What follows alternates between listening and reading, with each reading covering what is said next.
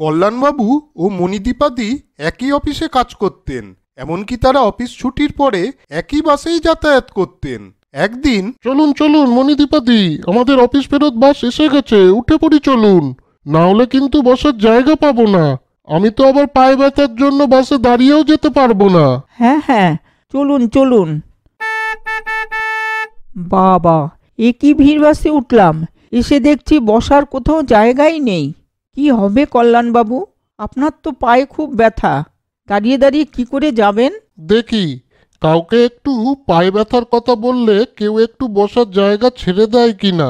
এই যে দাদা, আপনারা কেউ একজন উঠে গিয়ে আমাকে একটু বসতে দেবেন, কারণ আমার পায়ে ব্যথার জন্য আমি বেশিক্ষণ দাঁড়িয়ে থাকতে পারি না। কল্যাণবাবু বাসের সবাইকে বলার পরেও কেউ কিন্তু বসার জায়গা ছাড়লেন না। অনেক কষ্টে বাসে দাঁড়িয়ে দাঁড়িয়েই উনি বাড়ি ফিরতে লাগলেন। দাঁড়ান কল্যাণবাবু, আমাদের বাসের ভাড়াটা করে নি, 3টে টিকিট তো। না না, আমরা দুজন তো, দুটো টিকিট হবে। ওই যে একটু দূরে বাসে আমাদের অফিসের দারোয়ান দাদা দাঁড়িয়ে আছে, ওনার জন্য একটা টিকিট।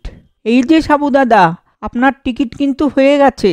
আচ্ছা ঠিক আছে দিদিমণি। ওফো, আপনার আবার কি দরকার ছিল ওর টিকিটের ব্যবস্থা করার? রোজ রোজ ফোকটিয়ায় যেতে পারলেই ওদের ভালো হয়, ওদের আপনি চেনেন না। ছি কল্যাণবাবু, এভাবে বলবেন না। পরের দিন আবার বাসে করে ফেরার সময় আজও কি বাসটায় ভিড়? বাবা, বসার জায়গাই নেই তো। পায়ে ব্যথার জন্য আজকে আর দাঁড়িয়ে যেতে পারবো না। মণিদীপাদি, চলুন নেমে পড়ি, অন্য বাসে যাব। না না বাবু, নামবেন না।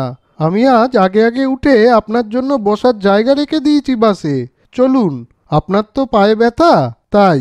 ছি ছি, ঠাকুর, ও আমার জন্য কত ভেবেছে, আর আমি কাল ওর সম্বন্ধে কত বাজে কথা বললাম। মণিদীপাদি, আজ আমি আমাদের এই তিনজনের বাসের ভাড়ার টাকা দিয়ে দেব, আর দারোয়ান দাদার সাথে হাতে হাত মেলাবো, বুঝলেন?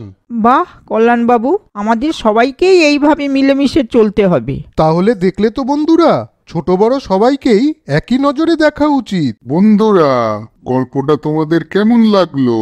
যদি ভালো লাগে তাহলে শেয়ার, কমেন্ট, লাইক করো, আর সাবস্ক্রাইব আর বেল আইকন প্রেস করতে ভুলো না কিন্তু। আজ চলি বন্ধুরা, পরে আবার দেখা হবে। তোমরা ভালো মতন থেকো কিন্তু।